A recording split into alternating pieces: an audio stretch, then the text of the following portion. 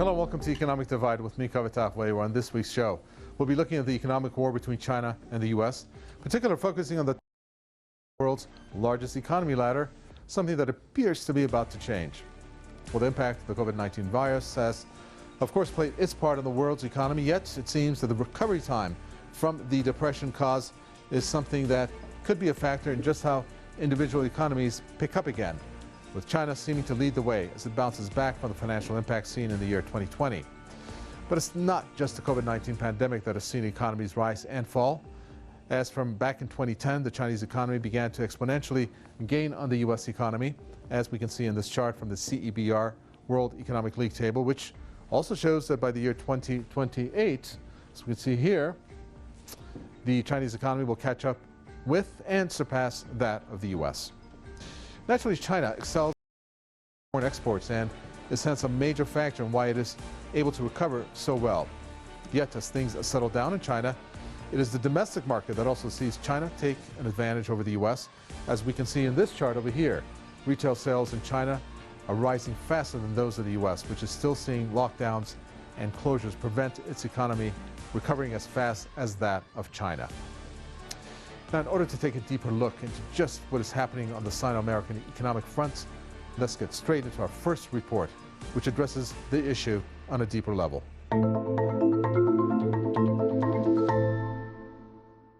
The race is on for the world's largest economy as global nations emerge slowly but surely from the devastating effect of the COVID-19 pandemic that rocked economies and lives around the world.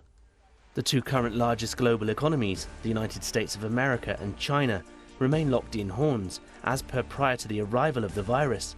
But now it seems, as the world sets out its agenda to recover, is just how fast each nation will be back on its feet, and is something that will no doubt determine just how quickly China catch up with and eventually surpass the US as the world's largest economy. Before the pandemic, there was clear evidence that China was going to surpass the US in terms of its size of GDP. And on some measures, or GDP measured as purchasing power parity, China had already done that in 2019. So the pandemic itself wasn't the reason for this. This was already happening. Demonstrated that it's been able to successfully return into the black following the pandemic, with factories and shops opening up again and lockdown measures all but eradicated. The opposite is true in the United States, which is still seeing its economy struggle to return to pre-pandemic levels, and is something that will no doubt hinder the rate in which they finally do recover. Furthermore, the US under the leadership of ex-President Donald Trump made it a daily routine to put America first, making sure that its internal economy was the priority, almost ignoring the notion of multilateral trade, something that China has done with great interest, with examples being the Global Belt and Road Initiative and the signing of the regional RCEP agreement, which saw China boost its regional economic sway. Multilateral trade systems is the answer to to promoting world GDP, and also in forestalling any kind of military or economic frictions. So yes, I think trade is the solution to many of the world's problems. The more interdependent we become, the less likely we want to start fighting each other. With predictions suggesting that the US and China will meet economic parity in 2028, the world, and in particular the US, will be keeping a keen eye on other emerging economic powers, such as India and Russia, as they edge their way up the table, potentially one day pushing the US further down the economic leaderboard.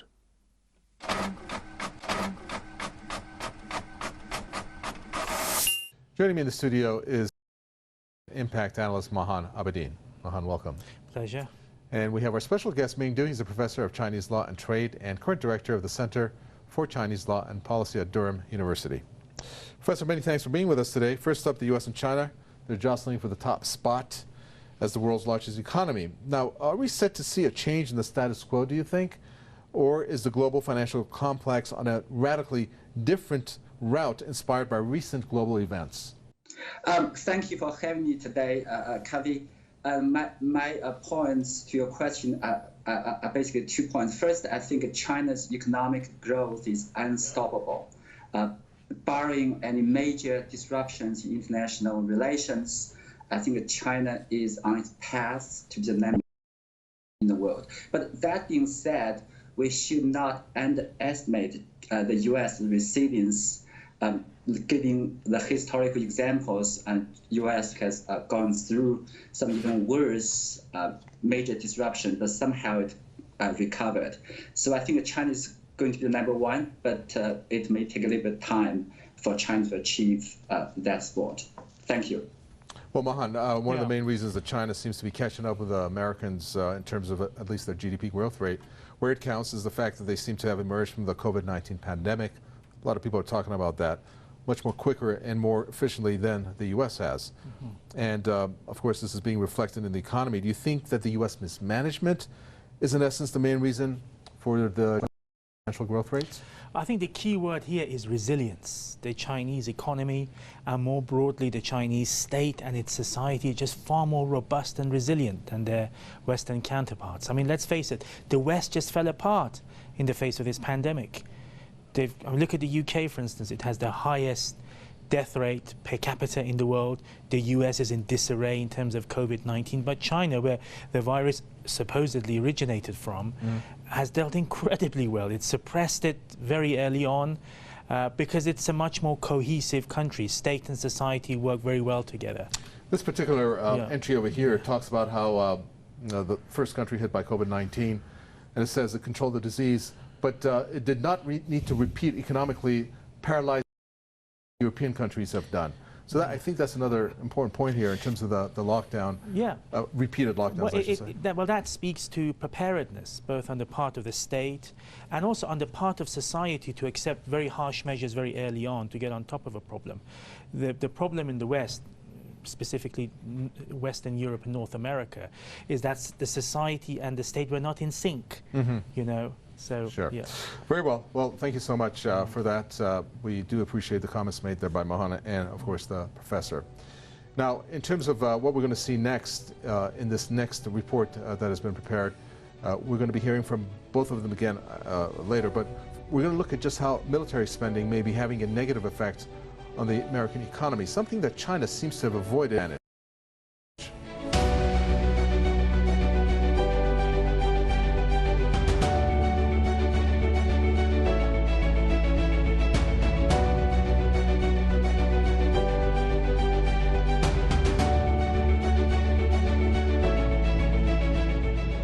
It can be argued that one of the main reasons that China is catching up with the US is based on two very important factors. The first is the most obvious, namely the way in which the country makes its money, which for China predominantly comes in the form of large manufacturing output, one that essentially sees China being labelled as the factory of the world. But the second factor, and one that may be overlooked by many, is how each nation spends its money. And this is where the real difference comes into play when it comes to comparing the US and China. Although the US enjoys a huge income from its well-established military-industrial complex, the US also spends more than any other nation on military hardware, in fact seeing the US spend over $732 billion in 2020, 3 times that of China on $261 billion. China, although the world's second largest military spending nation, has used much of its income in investment, in particular when it comes to the technology industry, proving that its research and development in the area has boosted its GDP by leaps and bounds, and is something that the US have attempted hard to curb in the implementation of sanctions against various Chinese tech companies, none more so famous than leading Chinese telecommunications company Huawei.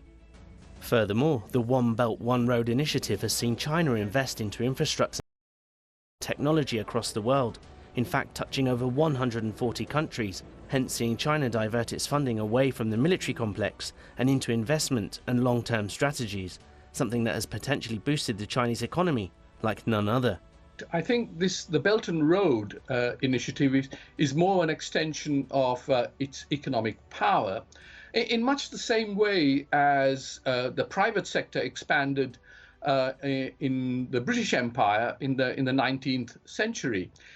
This expansion of economic power is projected through the Belt and Road initiative.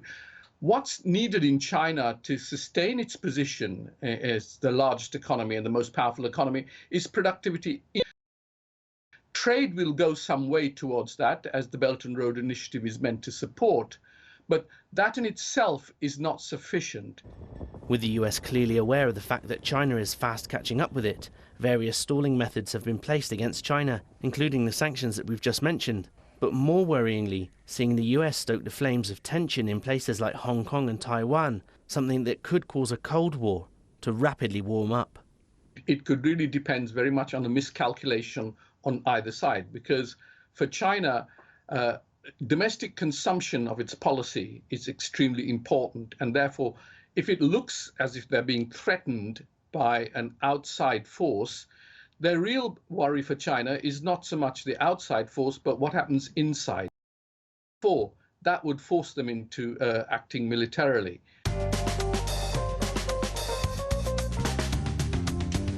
Back with me in the studio is Mahan Abedin and Professor Ming Du from Durham University. Okay, we're going to go to the professor, see what he has to say. Yeah. With this next question, Professor, the U.S. spending trillions of dollars in its military whilst China has concentrated on technological advances, boosting its economy in the process. Do you think the tech industry is China's catalyst to undermining the U.S.?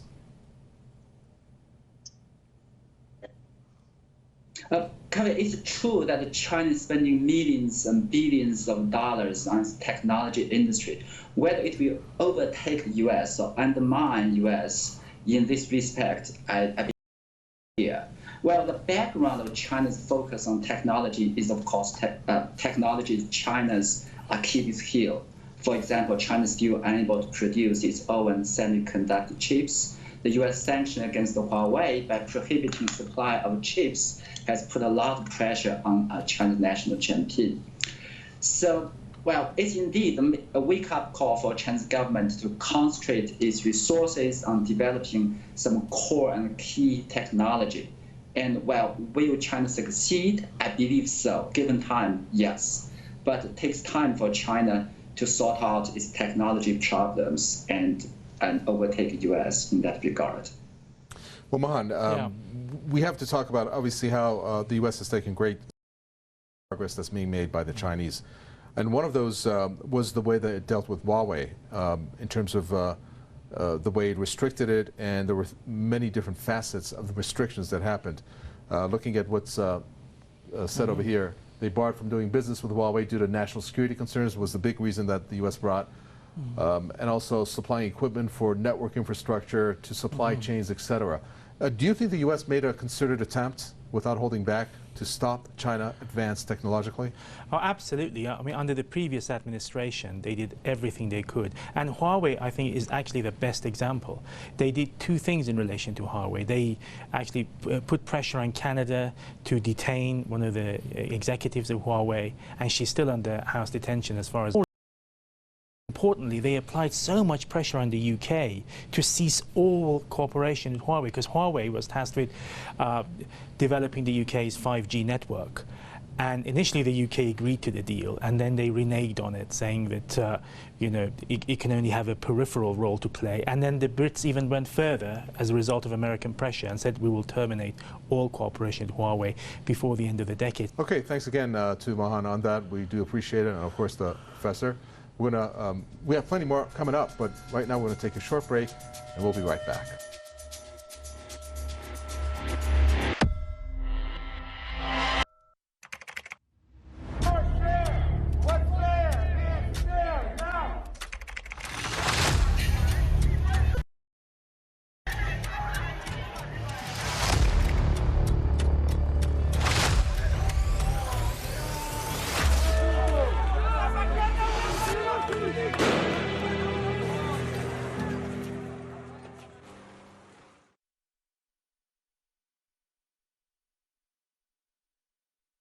Welcome back to Economic Divide with me, Kavita Wei. Time now to take a look into the U.S.-China economic sphere in more detail in our in-depth section. Now, as discussed throughout the show already, the COVID-19 pandemic has taken its toll on both the Chinese and the U.S. economies. But as we emerge from the pandemic, a report by the Center for Economics and Business Research suggests that the U.S. economy is expected to grow by around 1.9% annually between the years 2022 and 2024. 6% after that, whereas the Chinese economy is expected to grow by 5.7% annually until 2025, before settling in at 4.5% thereon.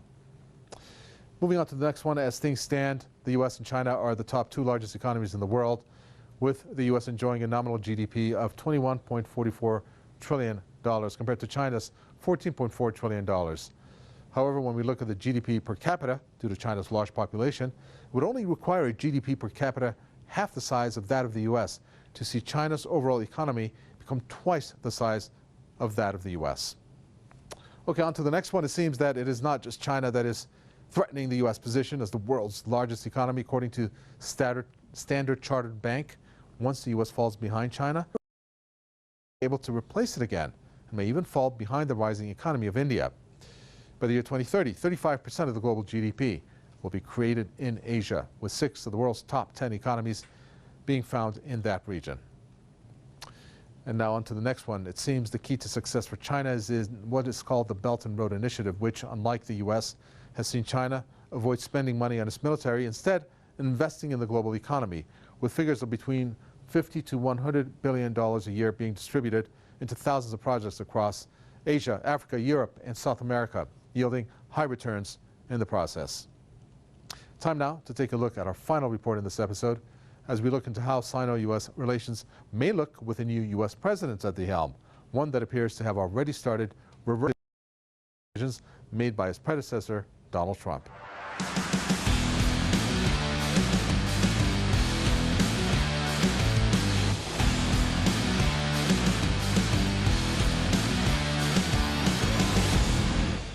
Many people, when asked whether Joe Biden will do a better job than Donald Trump when it comes to Sino-American relations, will likely answer words to the effect of, well, he couldn't do any worse. Yet is this really the case? The 46th President of the United States has already shown so much promise in reversing many of the policies set by his predecessor, as demonstrated by the pile of executive orders he signed on his first day in office. However, so far, none of the actions taken by Biden in his first days and weeks in office has pointed to any sign of change in China, with Biden very much aware that the COVID-19 pandemic has slapped the US economy harder than ever, as well as the notion that the nation he now presides over is more divided than ever. Is the gentleman persona that Biden wishes to portray a false flag character? And does the mom and pop look hide the true Biden, who may well turn out to be nothing more than a wolf in sheep's clothing? A wolf in sheep's clothing sounds like a good way of describing it. I don't think policy towards China is going to change radically.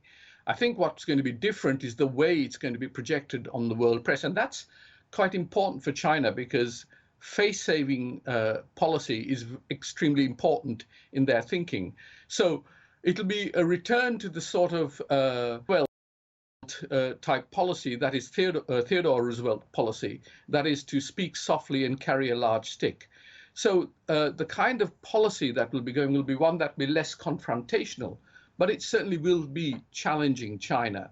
But for Joe Biden, the US-China relationship is not something that can just be brushed under the carpet, with the world clearly having to take multiple issues more seriously than ever, be it the environment, security, trade, and of course global health. The US have indicated that both patience and consultation with allies is key as to how the relationship may play out over the next 4 years. We're starting from an approach of patience as it relates to our relationship with China. So that means we're going to have consultations with our allies. We're going to have consultations with Republicans, and we're going to allow the interagency process to work its way through to review and assess how we should move forward with our relationship. What now remains to be seen is just how patient the US can be. There's no doubt that China is fast on the way to replacing the US as the world's largest economy, and should other Asian nations follow suit, it could be more of a problem than expected for the US. However, if there's one thing that Joe Biden will want to leave as an early legacy of his presidency, it's the notion of undoing the mistakes of Trump, be this at home in reuniting his polarized country, or across the international arena, where Trump haphazardly lost the United States so many admirers and friends.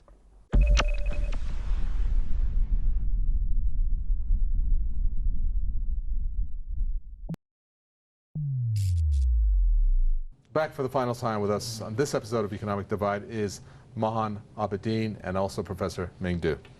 Okay, let's go straight to the professor. Professor, my last question to you, looking to the future of the Sino-U.S. relations. I mean, Joe Biden at this point has taken the helm there in the U.S., reversed many of Donald Trump's policies. Do you think that he will work towards reversing the U.S.-China decoupling policy that was set by Donald Trump, hence easing the ongoing trade war in the process?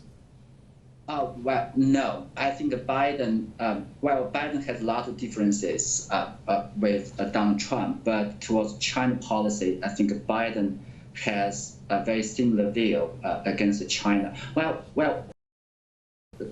Biden is going to continue the competitive pressure on China, but Biden might adopt a different strategy. For example, Trump may prefer the unilateral stance against China, but Biden will make alliances with other countries, with Europeans, with Japan, with other of its allies against China to organize a united front against China. I think that competition, rivalry between China and the United States will continue within Biden administration, the period.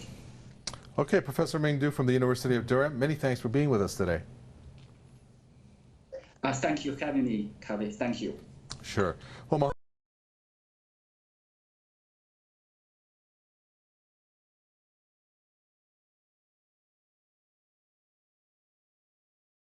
motions forward by Biden in terms of China.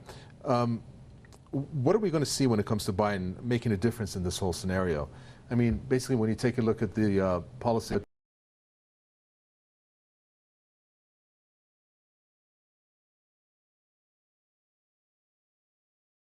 we looked at, and this is among the issues that, at this point, the U.S. is reviewing. What direction is it going to take? Well, you know, Sinophobia is deeply entrenched in the psyche of the US government machinery. So even if Biden wanted to reverse some of Trump's policies in relation to China, I think he's going to find that extremely difficult to pull off. And look, I mean, China, I believe, is going to surprise everybody. I mean, hitherto, China is simply focused on developing its economy, having this global reach, without that necessarily translating into diplomatic pull or even military might. But that's about to change. I mean, we saw China being extremely determined to assert full sovereignty over Hong Kong in the face of enormous resistance and pressure from the Americans and the British. But in the end, nothing happened. China asserted full sovereignty, and all the British can do is to give UK passports to their supporters in Hong Kong so they can flee. And you know, whilst the US is focused on these parochial trade issues, trying to halt Chinese technological progress, I think China will just surprise everybody and simply change the weather. They've made their point clear. We'll have to see how the U.S. is going to take this. I'm sure the U.S. is going to continue down this path. Yeah. Time will tell. Thank you very much for that. We do appreciate it, Mahan. Thank you for your input, Mahan Abedin there. And also, I'd like to thank the director of the University, or the Center for Chinese Law and Policy at Durham University, Professor Ming Du, for being on the show. It's time now to move on to our regular new feature, 1,000 Words.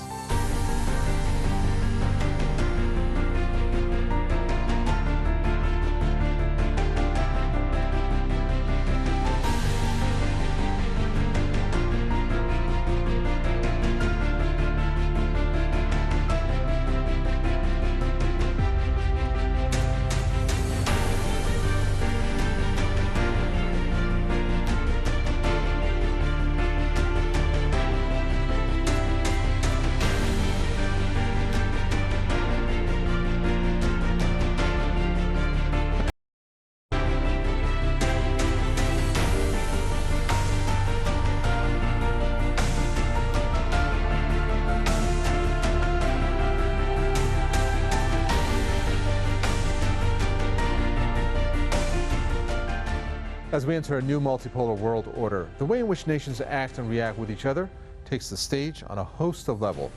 Whereas traditional competition may have come in the form of military might, today the world sees a combination of many factors, ranging from military, economic, and regional competition, which all play their part in the global arena. For China and the U.S., the Cold War is being fought at an economic level, with a host of tactics being thrown into the ring, including blocking Chinese technology under the shady cloak of national security. The Cold War is being fought in Hong Kong and in Taiwan, both of which have seen heavy U.S. influence in their ongoing sagas. What now remains to be seen is how the situation will play out as China goes from strength to strength. The U.S. opens a new chapter in its policy towards China with the new man in the White House. That's all the time we have for this episode. Don't forget, we want to hear your thoughts on this or any other topic. So do get in touch with us by writing to us. In the meantime, on behalf of me, Kavita Wei, and the whole team here on Economic Divide, many thanks for watching. Stay safe, and we'll see you again next time.